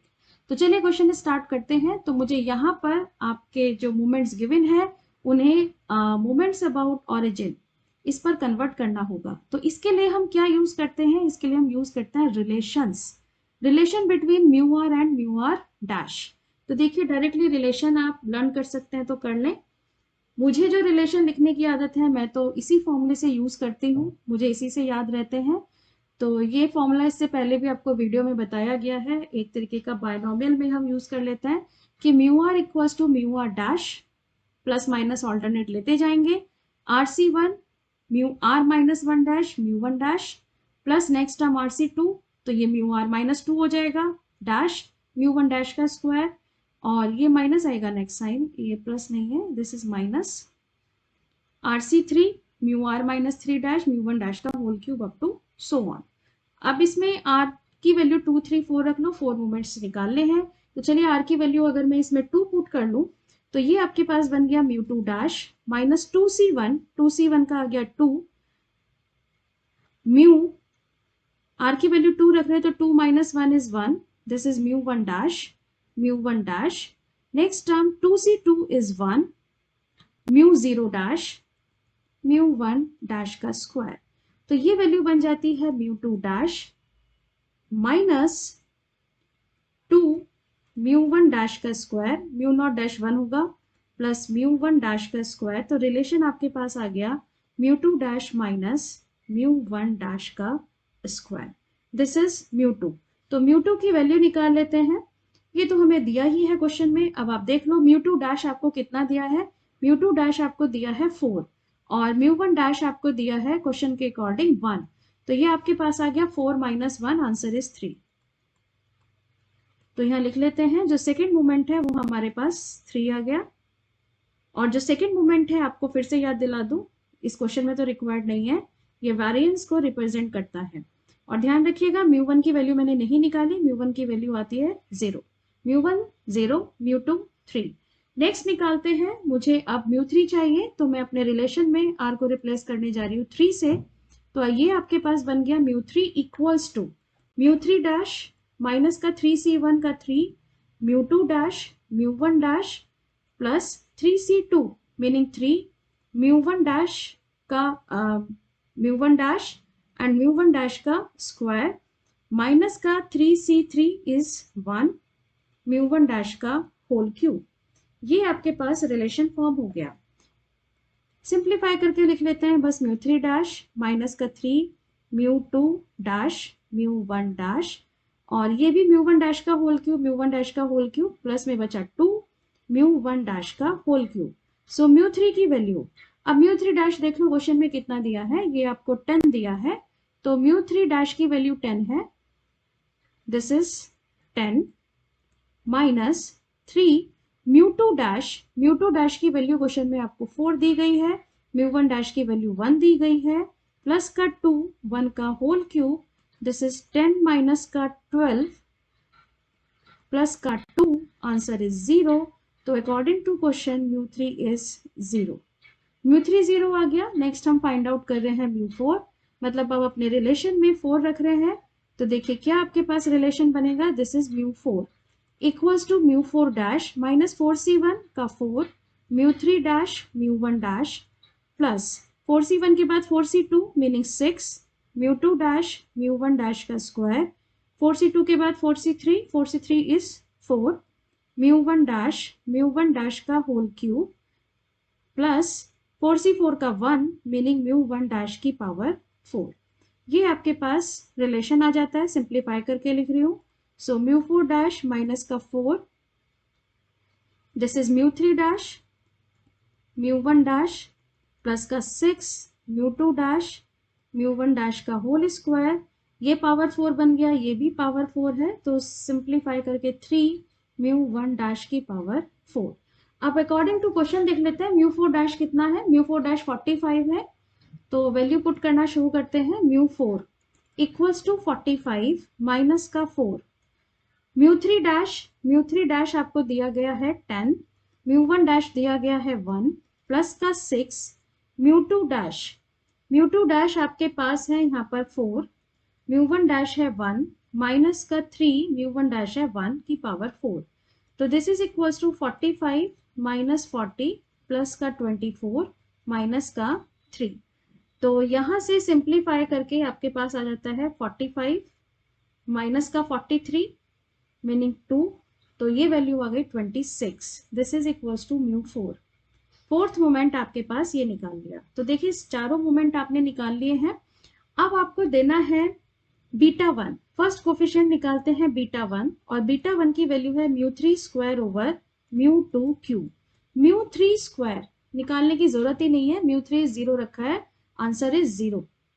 तो ये आंसर 0, इसका मीनिंग गामा 1 किसको रिप्रेजेंट करता है, प्लस माइनस रूट बीटा 1 को, और बीटा 1 0 है तो गामा 1 भी 0। तो ये तो आपके पास स्क्यूनेस के कॉरस्पॉन्डिंग कोफिशिएंट आ गया। नेक्स्ट निकालते हैं कुर्टोसिस के कॉरस्पॉन्डिंग, कि कुर्टोसिस के कॉरस्पॉन्डिंग क्या कोफिशिएंट आ रहा है, बीटा 2। बीटा 2 आपके पास आएगा फॉर्मूला μ4 ओवर μ2 स्क्वायर। μ4 की वैल्यू है 26, μ2 अभी हमने निकाला था, μ2 है 3, तो 3 का स्क्वायर मीनिंग 9, 26 बाई 9, तो ये आएगा 2 पॉइंट समथिंग, तो 2.88। और अगर बीटा 2 2.88 है तो अपना रिजल्ट देख लीजिए, बीटा 2 अगर लेस देन 3 आ रहा है तो आंसर जाएगा प्लैटिकोटिक, तो बीटा 2 इज लेस देन 3, इसका मीनिंग गिवन डिस्ट्रीब्यूशन इज प्लैटिकोटिक। तो आप अपना आंसर देंगे गिवन डिस्ट्रीब्यूशन इज प्लैटिकोटिक। ये आपके पास फाइनल आंसर आ जाता है। तो देखिए क्वेश्चन में लास्ट पार्ट इजी था, बस आपको ये रिलेशंस याद होने चाहिए। अगर आप ये डायरेक्टली याद कर सकते हैं तो याद कर लीजिए, मैं नहीं याद कर पाती, इसलिए मैंने तो एक रिलेशन ये बायनोमियल के अकॉर्डिंग मैं इसको बना लेती हूँ। तो आप जैसे चाहें इस क्वेश्चन को आप अटेम्प्ट कर सकते हैं। तो चलिए नेक्स्ट पार्ट देखते हैं। नेक्स्ट पार्ट इसी का, और ये मैं कह रही हूँ ये टॉपिक तो कोई भी स्टूडेंट छोड़ के ना जाए, वो है कर्व फिटिंग। अब कर्व में कोई भी कर्व आ जाए, बस वो आपको फिट करना आना चाहिए। क्वेश्चन में है use method of least square to fit the curve y equals to c0x plus c1 root x for the following data. सबसे पहले जो कर्व फिटिंग में है कर्व दिया वो मैंने लिखा। किसी भी क्वेश्चन का अगर आप कर्व फिटिंग कर रहे हैं, आपको नॉर्मल इक्वेशंस लिखनी आनी चाहिए। अगर नॉर्मल इक्वेशन करेक्ट लिखी है तो क्वेश्चन में कुछ नहीं है। तो सबसे पहले मैं इसकी नॉर्मल इक्वेशन बनाती हूँ। यहाँ दो कांस्टेंट हैं सी नॉट और सी वन, तो मुझे बेसिकली निकालना क्या है, मेरा टारगेट है सी नॉट की वैल्यू निकालना, सी वन की वैल्यू निकालना, इस इक्वेशन में पुट करना और आंसर लिखना। अब इनकी वैल्यू निकालने के लिए नॉर्मल इक्वेशन कैसे बनाएं या कैसे याद रखें, सबसे पहले सी नॉट का कोफिशिएंट देखें, ये दिया गया है एक्स, तो पूरे इक्वेशन को मैं एक्स से मल्टीप्लाई करके लिख रही हूँ, C naught X square, C one X से मल्टीप्लाई करेंगे तो रूट एक्स बचेगा, समेशन सब में अप्लाई कर दो, ये बन गई first normal equation, equation number 1। इस तरह से आप इक्वेशन याद कर सकते हैं, याद भी करने की जरूरत नहीं है आपको, इस तरह से लिखनी अगर आती है तो आप इजिली लिख पाएंगे। अब C1 का कोफिशिएंट देख लो, ये लिखा है 1/√x, तो अब की बार इक्वेशन में जो गिवन इक्वेशन है इसमें मैं 1/√x से मल्टीप्लाई करके लिख लेते हैं, तो y/√x equals to C naught root x, और ये बचा आपके पास C1 1/x, समेशन अप्लाई कर दो, दिस इज, ये अपने अप्लाई किया, इक्वेशन नंबर 2, ये दो नॉर्मल इक्वेशन बन गई। इन दोनों इक्वेशन को सॉल्व करने के लिए मुझे कुछ चीजें रिक्वायर्ड है, उसके अकॉर्डिंग टेबल मेंटेन करेंगे। सबसे पहले जो मुझे रिक्वायर्ड है x y, summation x square, summation root x, और क्या क्या रिक्वायर्ड है, समेशन y/√x और समेशन 1/x। अब देखिए टेबल मैंने बना दी है, कैलकुलेशन में हो सकता है थोड़ा डिफरेंस आ जाए, तो आप एक बार कैलकुलेशन जरूर वेरीफाई कर लीजिएगा। तो जो आपको कॉलम दिया गया है एक्स और वाई, या एज इट इज मैंने वैल्यू पुट कर दी according to question. Next column मैंने ले लिया एक्स वाई का, क्योंकि मेरे पास इक्वेशन में फर्स्ट टर्म में समेशन एक्स वाई रखा था, एक्स वाई दोनों कॉलम की मल्टीप्लाई करके मैंने एक्स वाई कॉलम फॉर्म कर दिया। नेक्स्ट मुझे चाहिए था समेशन एक्स स्क्वायर, तो मैंने फर्स्ट कॉलम का स्क्वायर कर दिया एक्स स्क्वायर और नेक्स्ट कॉलम फॉर्म कर दिया। नेक्स्ट मुझे चाहिए था रूट एक्स, तो मैंने फर्स्ट कॉलम का रूट ले लिया और ये रूट एक्स का कॉलम फॉर्म किया। नेक्स्ट है y/√x, y/√x मतलब सेकेंड कॉलम को डिवाइड करते चले गए आप रूट एक्स से, तो ये नेक्स्ट कॉलम फॉर्म हो गया। और नेक्स्ट कॉलम मुझे चाहिए था 1/x के कॉरस्पॉन्डिंग, तो मैंने फर्स्ट कॉलम का 1 करते चले गए, 1/x का कॉलम फॉर्म किया। अब इन्हीं सबका आपने समेशन भी रिक्वायर्ड होना चाहिए, तो सबका समेशन आपने निकाल लिया। हो सकता है पॉइंट्स में थोड़ा बहुत डिफरेंस आ जाए, तो आप एक बार कैलकुलेशन देख लीजिएगा, पॉइंट्स में वेरिएशन आ सकता है, बाकी की जो इंटीजर डिजिट है उसमें तो नहीं आएगा, पॉइंट्स में थोड़ा बहुत वेरिएशन होगा। चलो मैं फर्स्ट इक्वेशन फॉर्म करती हूँ, नॉर्मल इक्वेशन लिखने जा रही हूँ। तो नॉर्मल इक्वेशन आप लेते हैं, फर्स्ट इक्वेशन कैसे बना रहे हैं देखिए। फर्स्ट नॉर्मल इक्वेशन मैंने लिखी हुई है समेशन एक्स वाई। अब समेशन एक्स वाई है आपके पास 24.9 equals to C naught. Next है summation x square, summation x square है 5.38 प्लस C1। नेक्स्ट है समेशन रूट एक्स, तो समेशन रूट एक्स है आपके पास 4.1162। फर्स्ट इक्वेशन तो ये फॉर्म हो गई। सेकेंड इक्वेशन फॉर्म करनी है, तो सेकेंड में समेशन y/√x, ये आ रहा है 85 पॉइंट समथिंग, तो ये लिख लेते हैं 85.0149 equals to C naught summation root x, और रूट एक्स था हमारे पास 4.1162 प्लस C1 1/x मीनिंग 11.83।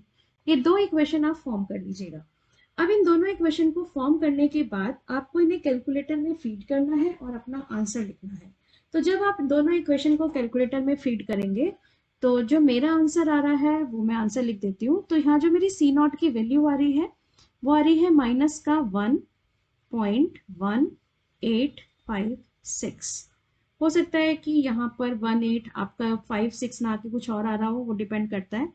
और C1 पर नियर अबाउट 1.18 आपको मिलेगा। C1 इक्वल्स टू ये आ रहा है 7.5989, तो ये भी आपको नियर अबाउट 7.59 हर स्टूडेंट को मिलेगा। लास्ट के ये थर्ड और फोर्थ डिजिट में थोड़ा बहुत वेरिएशन जा सकता है। तो ये आपके पास C नॉट और C1 की वैल्यू आ गई। इन दोनों वैल्यू को आप गिवन क्वेश्चन के अंदर जो आपको कर्व दिया है उसके अंदर पुट कर दें और अपना आंसर लिख लें, तो आपका आंसर आ जाएगा y equals to C naught x दिया था, मीनिंग माइनस का 1.1856 into x plus C1 by, C1 की तो वैल्यू रखनी है, C1 बाय रूट एक्स था, तो C1 आपके पास है 7.5989 बाई रूट एक्स, ये इसका फाइनल आंसर होगा। तो आई थिंक कर्व फिटिंग का ये क्वेश्चन भी आपको समझ आ गया होगा। इसके बाद हम नेक्स्ट क्वेश्चन लेते हैं। देखिए जो नेक्स्ट क्वेश्चन है अब हमारा ये 6th का ये पार्ट, ये हमारा बेस्ड है यूनिट 4 में। और यूनिट 4 का जो इम्पोर्टेंट पार्ट है उसमें तीन तो डिस्ट्रीब्यूशन है, बायनॉमियल, नॉर्मल, पॉइजन और बेस थ्योरम। तो देखिए यहाँ पर एक क्वेश्चन पॉइजन से पूछ लिया और एक क्वेश्चन बेस थ्योरम से है। तो ये ध्यान रखिए ईच एंड एवरी स्टूडेंट कि जो इस यूनिट में तीन डिस्ट्रीब्यूशन है वो तीन डिस्ट्रीब्यूशन आप छोड़कर ना जाए। एटलीस्ट एक डिस्ट्रीब्यूशन आपको क्वेश्चन में देखने के लिए जरूर मिलेगा, चाहे बायनॉमियल मिल जाए, पॉइजन मिल जाए या नॉर्मल।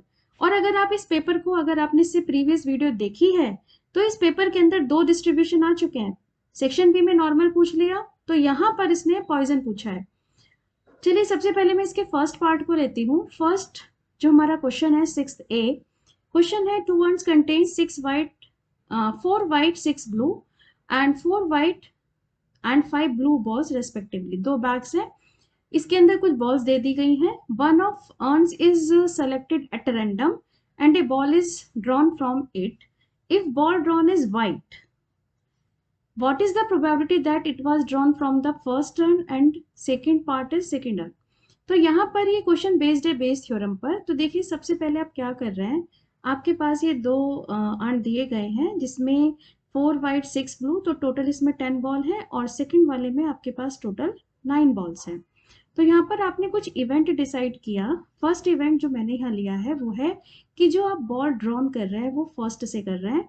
सेकेंड इवेंट आपने दे दिया E2 कि जो बॉल निकाल रहे हैं वो सेकंड से निकाल रहे हैं। और ए आपने ले लिया कि ये जो बॉल है वो वाइट है, क्योंकि क्वेश्चन में वाइट की प्रोबेबिलिटी पूछी गई है। उसने पूछा है कि जो बॉल निकाल रहे हैं, इफ बॉल वाइट है जो आपने निकाली है, तो व्हाट इज द प्रोबेबिलिटी कि ये जो ड्रॉन की गई है वो फर्स्ट से हो और सेकंड पार्ट की ये जो वाइट बॉल है वो सेकंड से ड्रॉन की गई हो। तो सबसे पहले हम यहाँ पर देखते हैं कि जो हमारे पास इवेंट E1 हमने लिया है कि बॉल हमने फर्स्ट से सेलेक्ट किया या हम बॉल को सेकंड से सेलेक्ट करें, तो हमारे पास दो ही ऑप्शन है, या तो फर्स्ट से सेलेक्ट करेंगे या सेकंड से सेलेक्ट करेंगे। तो दोनों इवेंट की जो प्रोबेबिलिटी है वो इक्वली होगी, या तो फर्स्ट से लोगे या सेकंड से।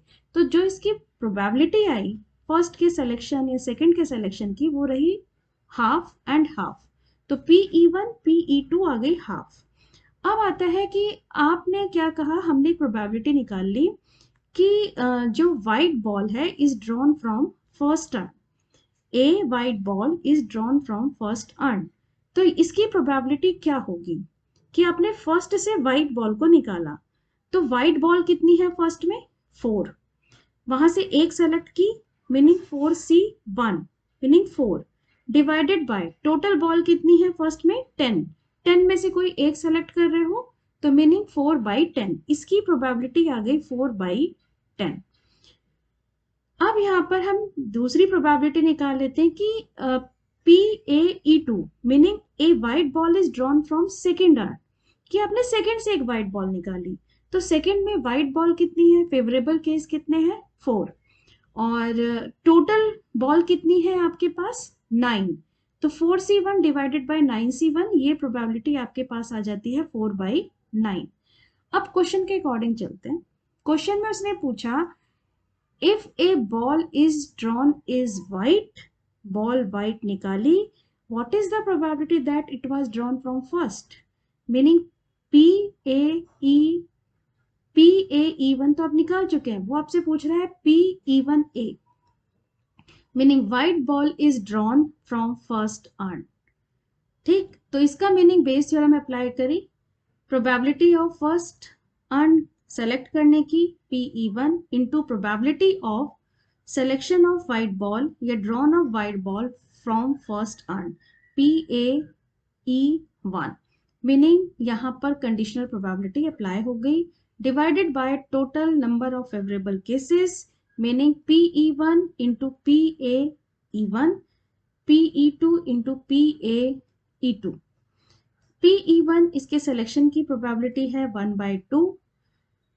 व्हाइट बॉल को फर्स्ट अर्न से सेलेक्ट किया, फर्स्ट अर्न से आपने ड्रॉन किया, इसकी प्रोबेबिलिटी है 4/10 divided by total number of cases meaning first earn की बात करें तो इसके सिलेक्शन की प्रोबेबिलिटी हाफ, इसमें से व्हाइट बॉल अगर निकल रही है तो उसकी प्रोबेबिलिटी 4/10 प्लस सेकंड के सिलेक्शन की प्रोबेबिलिटी हाफ, सेकंड से व्हाइट बॉल निकाली जा रही है तो इसकी प्रोबेबिलिटी 4/9। यहाँ से आप इसे सिंप्लीफाई कर लें, तो सिंप्लीफाई जब आप इसे कर लेंगे तो ये वैल्यू आपके पास आ जाएगी 9/19, तो इसकी प्रोबेबिलिटी आ गई 9/19। इसके बाद हम सेकंड की बात करते हैं, जो क्वेश्चन का सेकंड पार्ट है। तो क्वेश्चन का सेकंड पार्ट है कि ये जो व्हाइट बॉल आपने ड्रॉन करी, then what is the probability that it was drawn from second hand.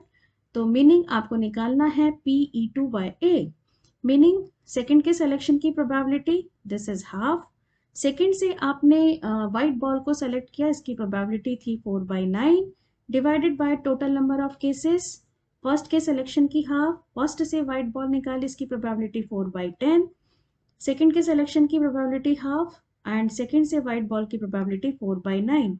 यहाँ से अगर आप इसे सिंप्लीफाई कर लें तो ये आ जाएगा आपके पास 10/19, इसकी प्रोबेबिलिटी ये आ गई। ये क्वेश्चन इस तरह से आप कंप्लीट कर सकते हैं। इसी का हम सेकंड पार्ट देखते हैं। अब सेकंड पार्ट जो बेस्ड है वो आपका पॉइजन डिस्ट्रीब्यूशन पर बेस्ड है। तो देखिए पॉइजन डिस्ट्रीब्यूशन में क्या क्वेश्चन इसने पूछा है। The following table gives the number of days in a 50-day period during which automobile accident occurred in a city. Number of accident 0 होता है, ऐसे टोटल 21 डेज है। एक एक्सीडेंट होता है, ऐसे टोटल 18 डेज है। 2 एक्सीडेंट के 7 डेज, 3 एक्सीडेंट अगर होता है ऐसे ये टोटल 3 डेज है, और 4 एक्सीडेंट है तो इसके टोटल नंबर ऑफ 1 डे है।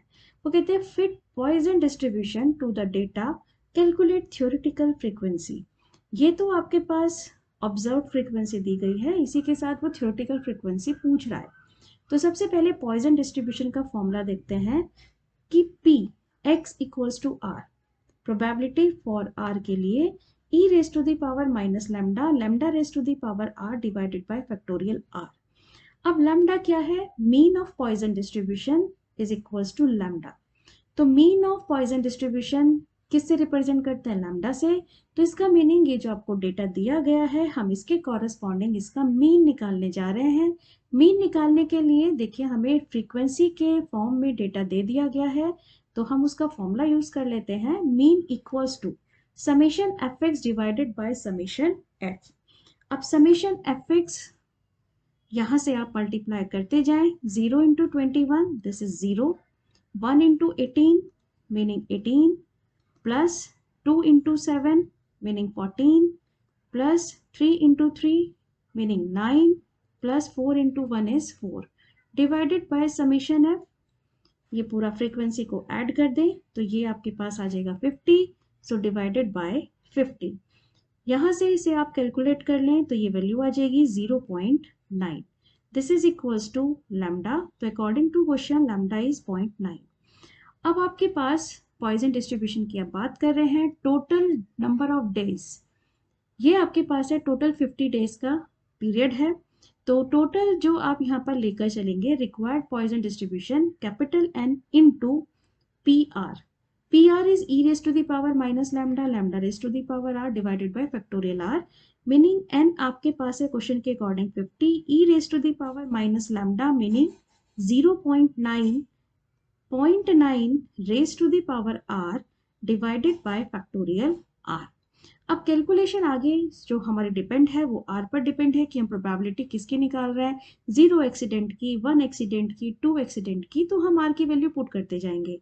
अब थोड़ा सा हम सिंप्लीफाई कर लेते हैं, 50 into e raise to the power minus का 0.9 इसकी मल्टीप्लाई कर लेते हैं और ये देख लेते हैं ये आपके पास टोटल वैल्यू कितनी आ जाएगी। तो कैलकुलेटर से वैल्यू निकालने, 50 into raise to the power minus 0.9, तो ये कैलकुलेट करके मेरे पास जो वैल्यू आ रही है वो आ रही है 20 point something meaning 20.328 into 0.9 raise to the power r divided by factorial r, ये आपके पास वैल्यू आ रही है। अब मैं यहाँ से थ्योरेटिकल फ्रीक्वेंसी डिस्ट्रीब्यूशन इजिली बना सकती हूँ। तो नंबर ऑफ एक्सीडेंट आप लिख लें, तो नंबर ऑफ एक्सीडेंट आपके पास है 0, 1, 2, 3, 4, ये आपके पास r की वैल्यू आ गई।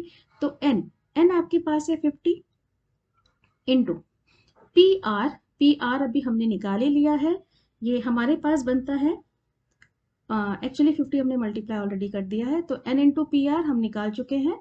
तो n इंटू पी आर आपके पास है 20 into 0.328.09 raise to the power r, और r की वैल्यू 0 डिवाइडेड बाय फैक्टोरियल 0।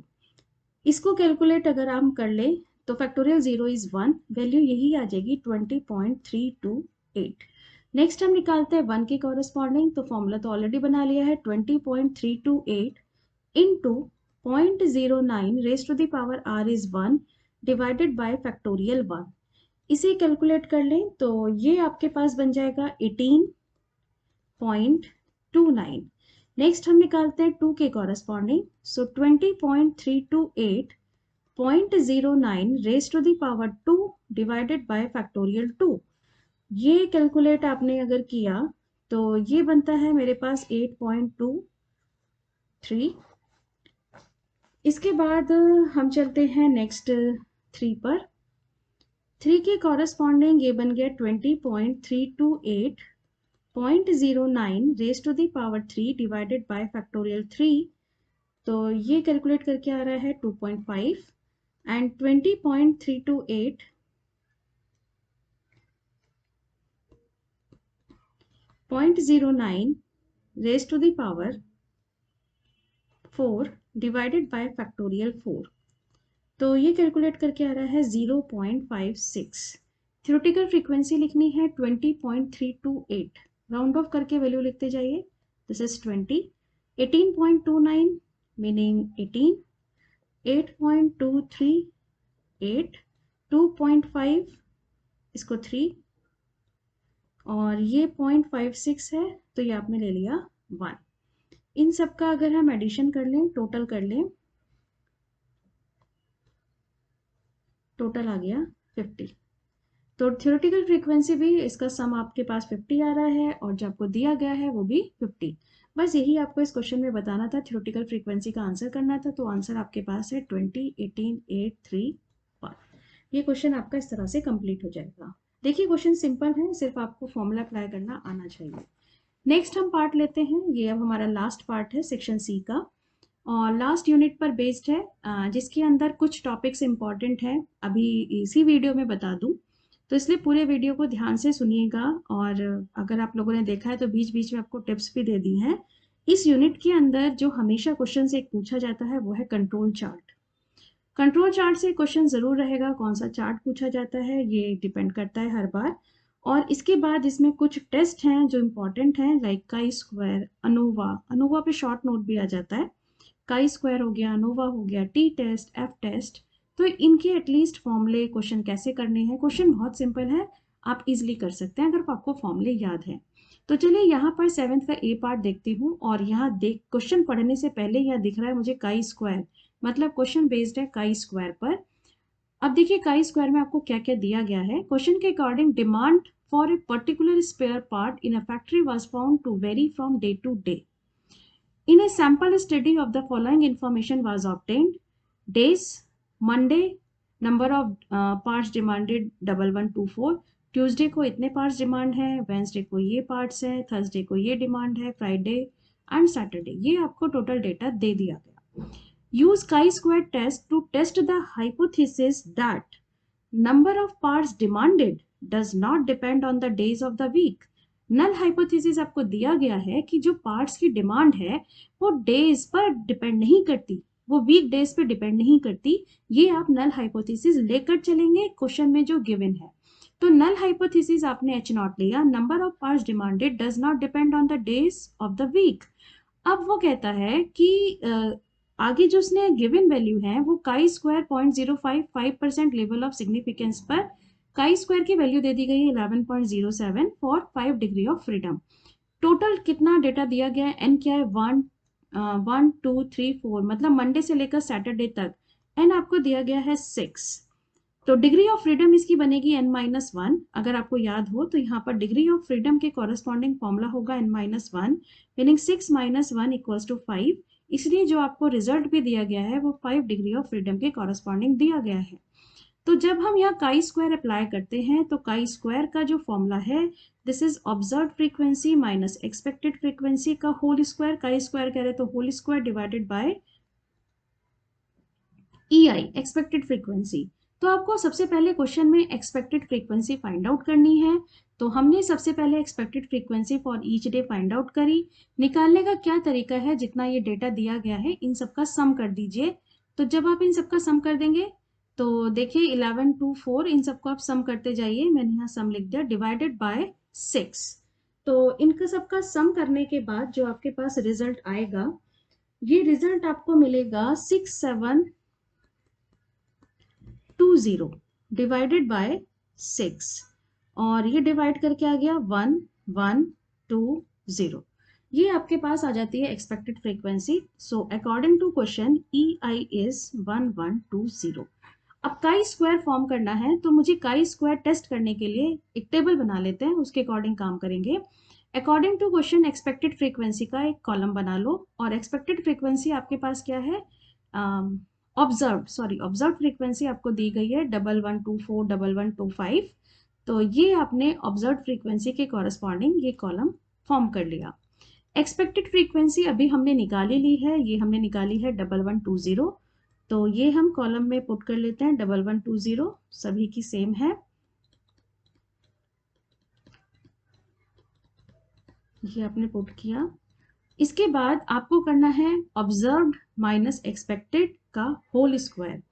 तो देखिए यहाँ पर 4 का होल स्क्वायर ये आ गया 16, यहाँ बचा 5, दिस इज 25, 10 मीनिंग 100, ये बचा 0, ये आपके पास 6 मीनिंग 36, ये आपके पास 5 मीनिंग 25।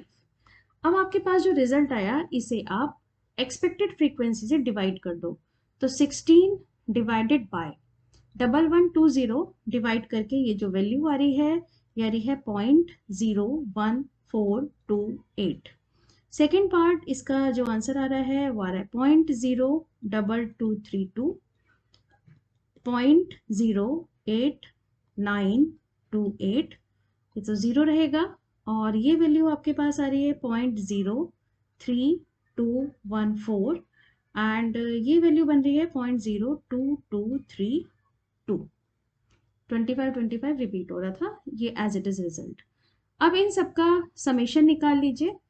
तो क्योंकि जो काई स्क्वायर आप निकालते हैं, दिस इज यहाँ समेशन और अप्लाई कर दूं, तो इनका समेशन आप फाइंड आउट कर लें।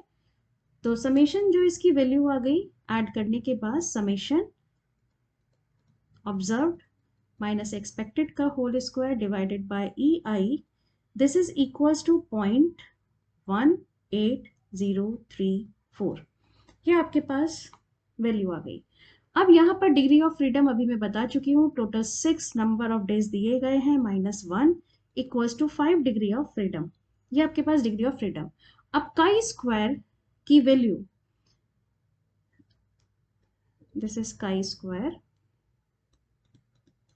कैलकुलेटेड, आपके पास आ गई 0.18034, और काई स्क्वायर टैबुलेटेड की वैल्यू क्वेश्चन के अकॉर्डिंग ये दे दी गई है, ये है 11.07। ये देखिए ये दे दी गई 11.07, तो आपने लिख ली 11.07। अब आपको सिर्फ अपना नल हाइपोथेसिस देखना है, एक्सेप्ट करें या रिजेक्ट करें, कंक्लूजन लिखना है। So chi square calculated this is less than chi square tabulated, इसका meaning null hypothesis is accepted.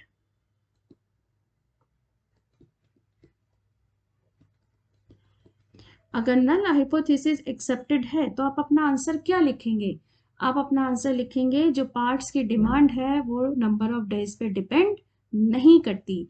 यही आपने नल हाइपोथेसिस लिया था, बस इसे आप लिख दें, यहाँ पर सेंटेंस फॉर्म में लिख दें कि आपने नल हाइपोथेसिस एक्सेप्ट कर रहा है। चलिए इसके बाद इसका देखते हैं नेक्स्ट पार्ट। और क्वेश्चन का नेक्स्ट पार्ट, अब यहाँ पर वही मैं आपसे कह रही हूँ कि हर बार SQC से क्वेश्चन पूछा जाता है। SQC पर शॉर्ट नोट, SQC में जो चार्ट्स आते हैं, तो चार्ट्स जो यहाँ पर पूछा गया है वो पूछा गया है P चार्ट। अब P चार्ट के लिए यहाँ पर इसने कुछ डेटा दिया है, क्वेश्चन को पढ़िए। Following is the data of defective of 10 samples. 10 sample लिए हैं ऑफ साइज 100, एक सैंपल का साइज 100 है, टोटल 10 सैंपल कंसिडर किए हैं। फर्स्ट सैंपल में नंबर ऑफ डिफेक्टिव 15 है, सेकंड में 11 है। इस तरह से उसने टोटल डेटा दे दिया कि 10th सैंपल में नंबर ऑफ डिफेक्टिव पीस है वो 1 है। इसकी हेल्प से आपको P चार्ट फॉर्म करना है, और स्टेट करना है whether the process is in statistical control. तो देखिए यहाँ पर जब आप कंट्रोल चार्ट बना रहे हैं तो ये फ्रैक्शन डिफेक्टिव पर बेस्ड रहता है। अब फ्रैक्शन डिफेक्टिव क्या है, मतलब टोटल नंबर ऑफ डिफेक्टिव कितने हैं डिवाइडेड बाय आपने टोटल कितने आइटम को इंस्पेक्ट किया। तो टोटल नंबर ऑफ डिफेक्टिव निकालने के लिए जो डिफेक्टिव यहाँ पर आइटम दिए गए इसका सम कर लो।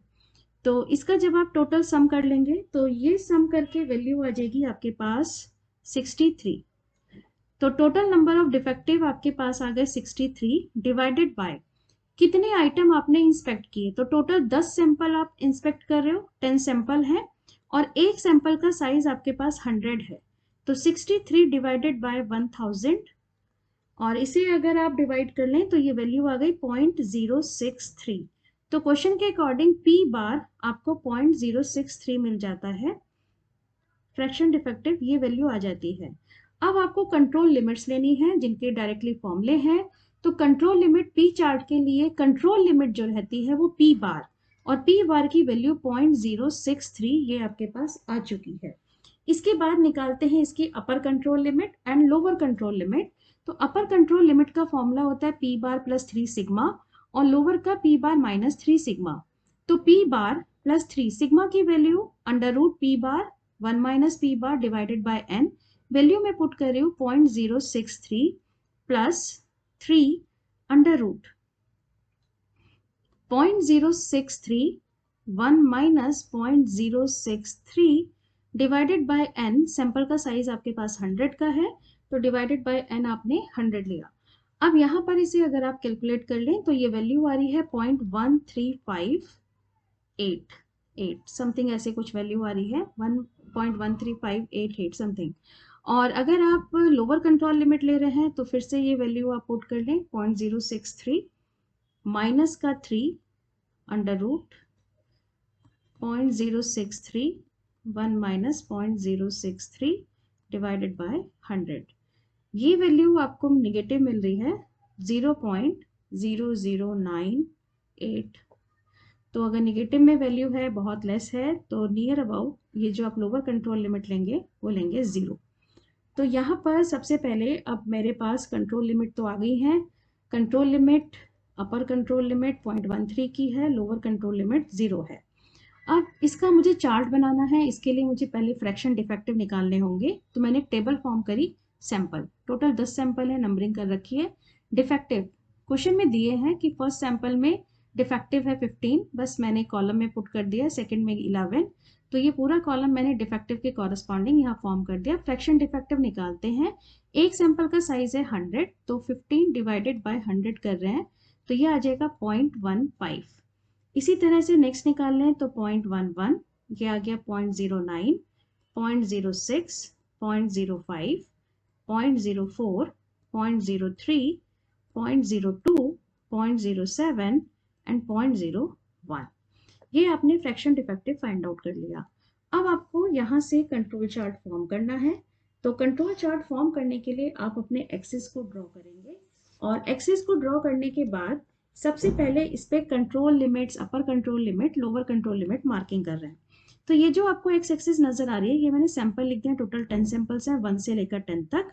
और मुझे मार्किंग करनी है तो मैंने जो स्केल ले लिया वो मैंने ऑड नंबर्स लिखे हैं 0.01 से लेकर 0.15 तक। अब यहाँ पर सबसे पहले कंट्रोल लिमिट की मार्किंग करते हैं। ये तो लोअर कंट्रोल लिमिट आ गई 0 LCL। अपर कंट्रोल लिमिट देख लेते हैं कितनी आ रही है। अपर कंट्रोल लिमिट है आपके पास 0.1358, तो 0.1358 अपर कंट्रोल लिमिट बनाते हैं। 0.13 तो आपके पास ये रहा 0.1358, थोड़ा सा इससे ऊपर ले लेते हैं, मान लीजिए अपर कंट्रोल लिमिट ये बन गई। तो डॉटेड लाइन से आपने इसको ड्रॉ कर दिया। आप स्केल से बनाएंगे तो और अच्छे से बना पाएंगे, मार्किंग सही कर पाएंगे। तो इस पे आपने लिख लिया अपर कंट्रोल लिमिट, ये है 0.1358 की। इसके बाद कंट्रोल लिमिट देखते हैं। कंट्रोल लिमिट की जो वैल्यू थी आपके पास वो है 0.063, 0.06, 0.05, 0.063 यहाँ ले लेते हैं।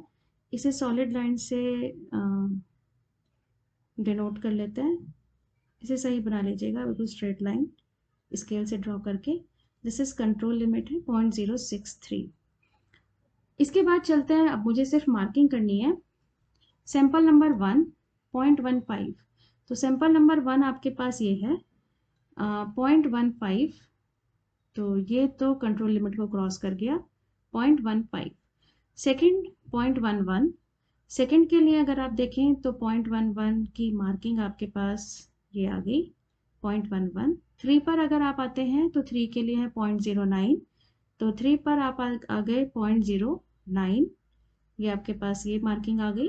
0.06 4 पर, 4 सैंपल में 0.06 अगर आप चलें तो कंट्रोल लिमिट से थोड़ा सा नीचे रहेंगे, तो यहाँ पर कंट्रोल लिमिट पे यहाँ मार्किंग कर लेते हैं। फिफ्थ पे आपके पास है 0.05, तो फिफ्थ पे ये आपके पास 0.05। सिक्स्थ 0.04, 0.04 सिक्स्थ में आप यहाँ पर आ गए 0.04।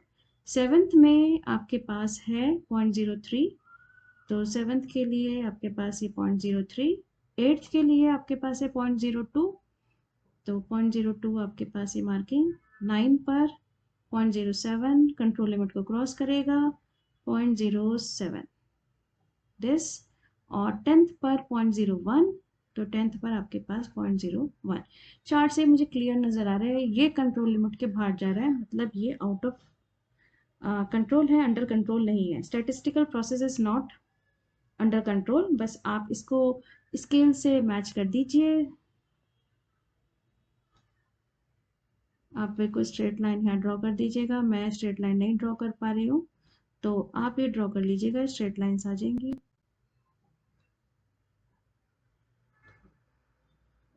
ये इस तरह से आ जाएगा। तो क्योंकि ये पॉइंट कंट्रोल अपर कंट्रोल लिमिट के बाहर है, तो आपका आंसर क्या होगा? Process is not under control.